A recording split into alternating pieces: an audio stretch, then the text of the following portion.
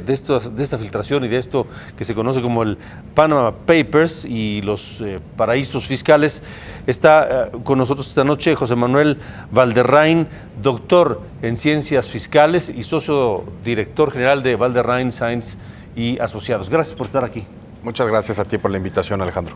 A ver, este es un escándalo que llama mucho la atención por los nombres que aparecen ahí, ¿no? Y por las cantidades, en algunos casos, de las que se hablan, en uno de ellos de Juan Armando Hinojosa, $100 millones, en fin. Pero partamos de definir qué son los paraísos fiscales.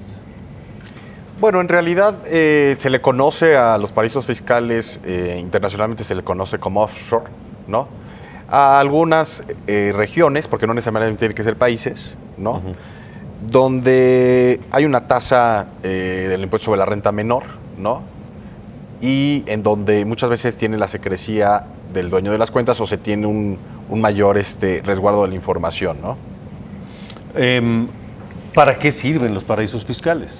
Sí, el objetivo, digamos, real, y esto es algo muy importante, y que es importante aclarar, no es un delito tener un dinero fuera, ya sea en Suiza, sea en un paraíso fiscal, sea en Estados Unidos, sea en cualquier otro, en otro lugar. Estos offshores se utilizan mucho para todo lo que es la planeación patrimonial, ¿no? Supongamos que en México en un futuro llegara a ocurrir un evento pues políticamente complicado, como ha ocurrido en muchas naciones sudamericanas, ¿no? Pues muchos empresarios, incluso puede ser este tipo de actores, etcétera, pues como un medio de diversificación, deciden no tener todos sus recursos financieros o que controlen sus activos en México o en sociedades mexicanas, ¿no? De tal manera que hacen una diversificación y ponen ciertos activos en algunos otros países. Y también al ponerlos en estos offshores, lo que permite es pues que se tenga cierta secrecía, ¿no? Sobre a quién pertenecen pues ciertos recursos o ciertos activos, etcétera, ¿no? Porque en el caso de que llegara a existir pues una contingencia política, por ejemplo, ¿no? Pues finalmente esos recursos no se encuentran necesariamente en México, ¿no? También lo utilizan algunos personajes políticos, ¿no? Que precisamente deciden poner parte de su patrimonio fuera de México con el objetivo de que si llega a haber alguna persecución política, algún tema, es un tema de planeación patrimonial, pues no les puedan o el contrincante político, en su caso, pues no tenga, digamos, la fuerza del Estado para ir sobre todos sus bienes, ¿no?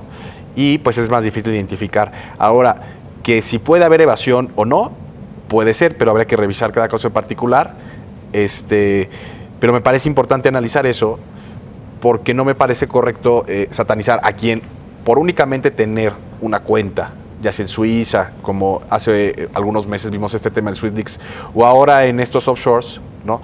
Se considere que es un evasor fiscal, porque pues no es esto, pues ahora sí que una afirmación, ¿no? Podría haber algún caso, sí podría haberlo, pero al igual que podría haber un caso de alguien que tenga su dinero en Estados Unidos y esté evadiendo, no necesariamente en un paraíso fiscal, o que tenga su dinero bajo el colchón, o que tenga su dinero incluso en cuentas mexicanas y no lo esté declarando, ¿no? O sea, sería... No es una condición.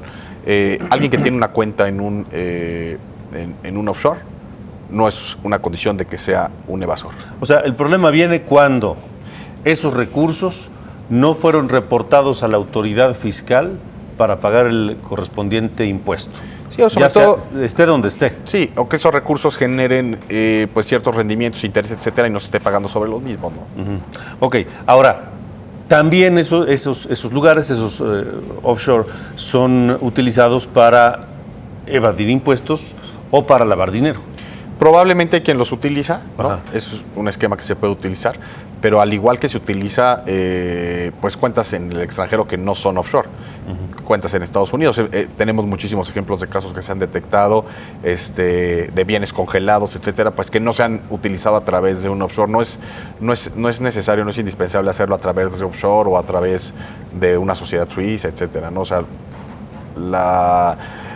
el recurso de estos, o la procedencia de estos recursos ilícitos, ¿no? Finalmente vemos que los delincuentes la ocultan todos los días en diferentes lugares, que puede ser desde lo más burdo abajo de su colchón, ¿no? Hasta igual estructuras más sofisticadas o complicadas, ¿no? Ok. ¿Tienen alguna riesgo legal estas personas en México? ¿O todo depende de si lo reportaron, en este caso, al SAT? Exactamente. Tendrían algún riesgo, digamos, fiscal, ¿no? En caso de que no se hayan hecho el pago de los impuestos. Incluso, no sé si recordarás, hasta el 2013 existía el pago anónimo, que tú podías pagar de manera anónima por tus ingresos y utilidades que hubieras obtenido en el extranjero. ¿Y esto para qué? Para evitar precisamente decir, oye, yo tengo tanto dinero fuera. Y entonces, hasta el 2013 existía esta opción. Yo pago, pero pago con un RFC anónimo, eso se conoce como anónimo, y no le declaro al SAT que yo estoy pagando. Sin embargo, estoy pagando, y en caso de una revisión, ese pago anónimo se puede tomar en consideración para el pago de mis impuestos, ¿no? Porque pues también todo este tema pues es importante, porque muchas veces lo que busca, o lo que pueden buscar ciertas personas, pues es también mantener pues confidencial parte de su patrimonio, etcétera, ¿no? De acuerdo. Bueno, pues ahora habrá que esperar que la autoridad fiscal, el SAT en este caso, pues haga una revisión. Habrá casos que, al igual que pueden tener depósito en México, que no, o sea, está todo en orden, ¿no? Es un tema patrimonial, es muy común. Y pues sí podrá haber igual algún otro caso, como igual lo puede haber ahora que con ese tema del FATCA, que llegó información del 2013 de 186,000 cuentas, pues de contribuyentes que al igual no estén pagando, ¿no? Y recordemos del último estudio, porque yo veo mucho escándalo sobre este tema, y del último estudio que tiene el SAT, que hizo precisamente el Tecnológico Monterrey, ¿no? Se desprende que la mayor evasión fiscal viene justamente de las personas físicas que arriendan inmuebles y con actividad empresarial que no se reporta, ¿no?